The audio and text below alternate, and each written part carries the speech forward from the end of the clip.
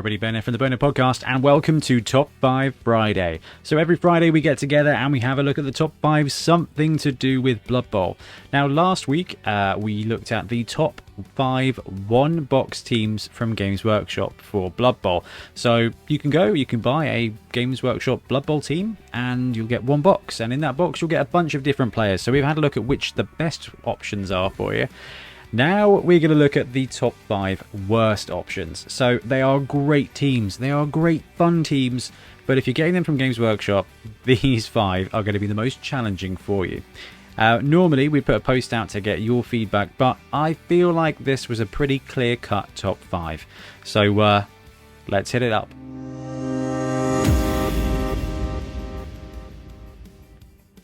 Number 5, it's the human team. So, the human box is great. The human team is now really great.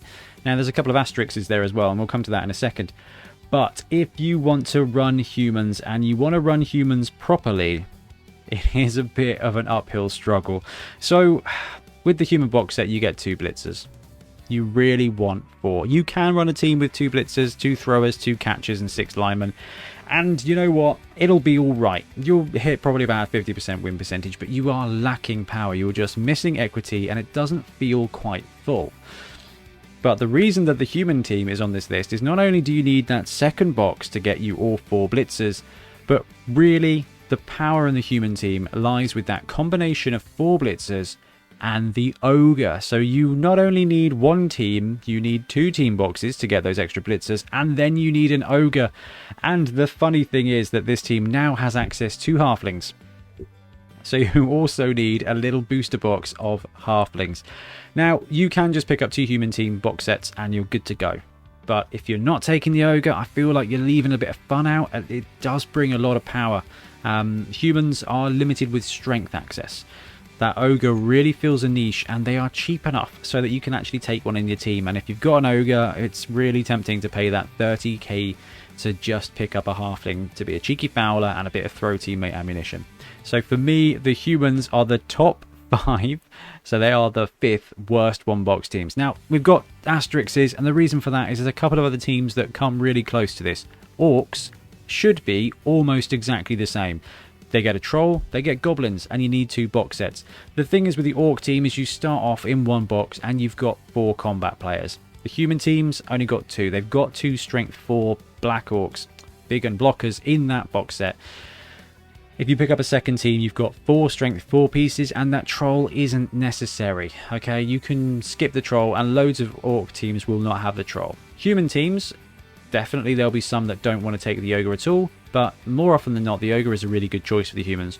Trolls are a challenging choice for any team, so you don't often see that quite so much. But orcs really right there with humans, as are Imperial Nobility, because the same thing kind of applies. You need a second box for extra linemen, and you need that ogre. But the humans, where you've got the option for those halflings as well, just sneak into the bottom of this list at number 5.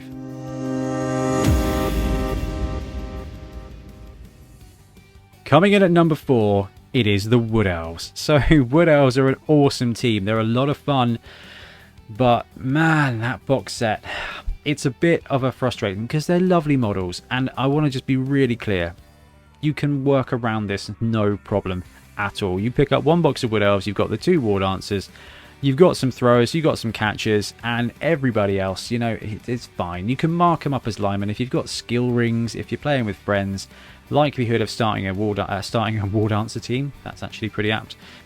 Wood Elf team for League is that all you're going to be starting out with really is 2 War Dancers, and everybody else is a lineman. So it's not the worst thing in the world. But if you got this box and ran it as it is, it comes to something like 970,000. You can't even buy a reroll with this team, and that's with 11 players. So as a starter box, realistically with Wood Elves, you do want to pick up that second box so you can have your full allocation of linemen.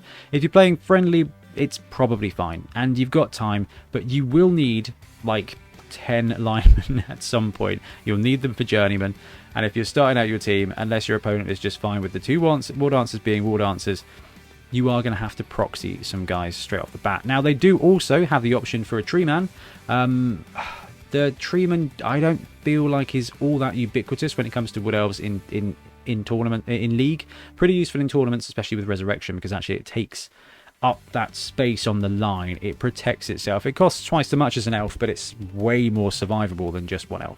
So the Tree Man is very much optional, but having a need for 9 linemen at the beginning really isn't.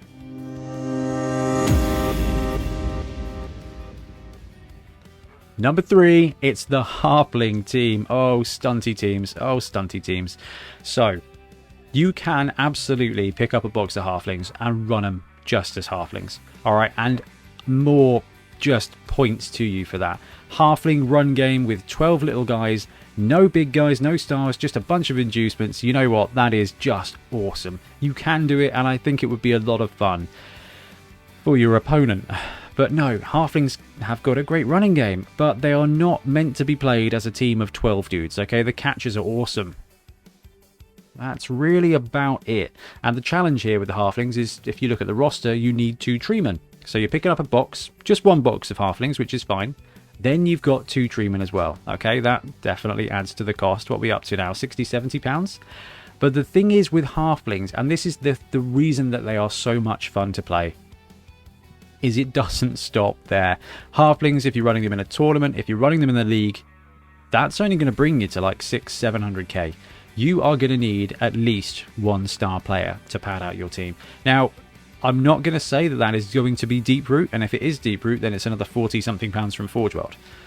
There are better tree options out there, in my opinion, and there are cheaper tree options out there. But the point is, here with Halflings, you need the box, you need 2 trees or 2 big guys, then you need at least 1 star player, and in some case 2, okay?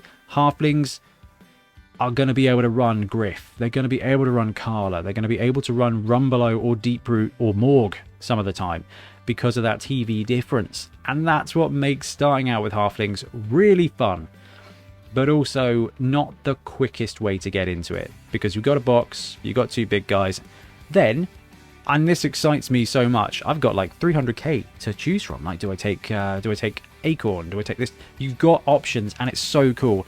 They're like the Thunderbird 2 of Blood Bowl teams, okay? You've got the core. What's in the pod? Is it a little dude riding on a sheep, or is it a massive ogre with Mighty Blow +2, which is not to be underestimated?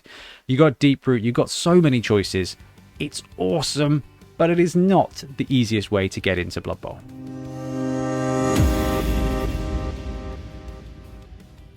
Number 2, and I imagine some of you thought this was going to be our number 1 today, it is Goblins. Man, Goblins just got goblined. Okay, so Goblins are awesome. They are great fun. They are the toughest of stunties, okay?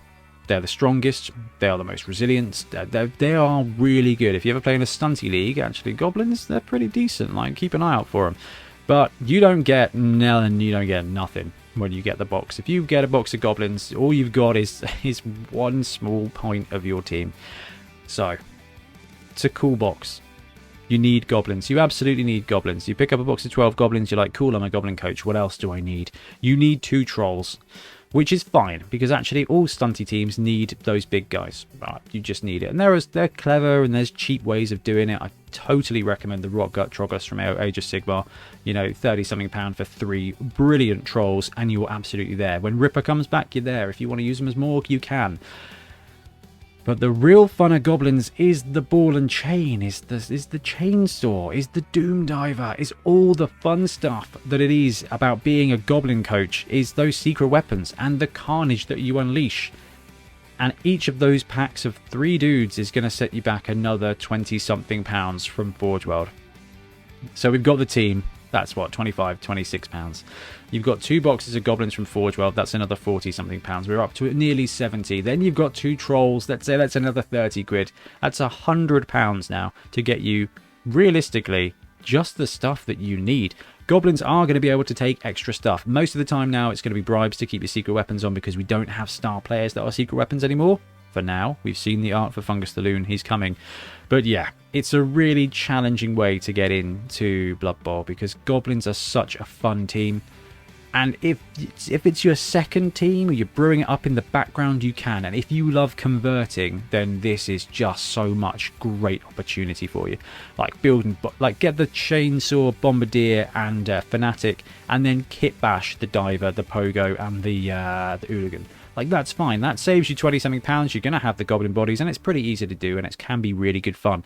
But if you are coming into Blood Bowl and go, oh, I love a good joke team, this will be fun, well, be prepared to buy an Age of Sigmar army, because that's essentially what you're doing. It is cool and is a stack of post, but when you go and you take that stack of post and you paint it and you love it and you just get ransacked in every game, it's going to hurt a little bit.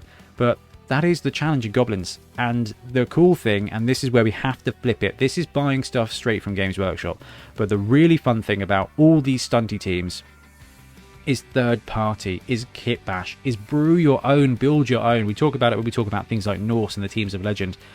But when it comes to Goblins, there's so much conversion and third party potential that actually you've got an opportunity to take that team, to take that challenge that would be buying an army box set from Games Workshop and turning it into a Blood Bowl team, and just buying other stuff and making your very own team. But as a start, very tough. Goblins are number 2.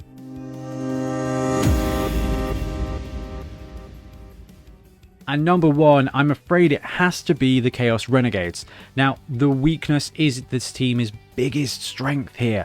The best thing about Renegades is you got one of this dude, one of that dude, one of the other dude, and it gives you such an awesome opportunity to brew up your own team. We just talked about that with Goblins. With Harplings, you can build and find your own tree, man. It's absolutely great fun. And with Renegades, because you've got that expanded roster, the world is your oyster. You need to find one human, one dark elf, one orc, one goblin, one skaven.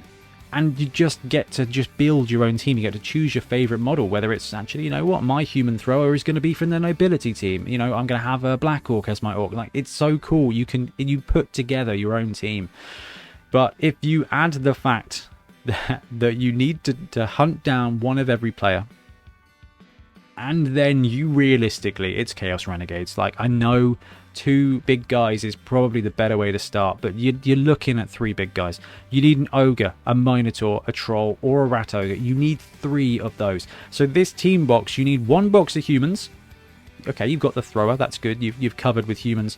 Then you need to track down a dark elf, and a skaven, and an orc, and a goblin, and then 3 big guys. That is just so much stuff. Chaos Renegades are just next level when it comes to starting this team.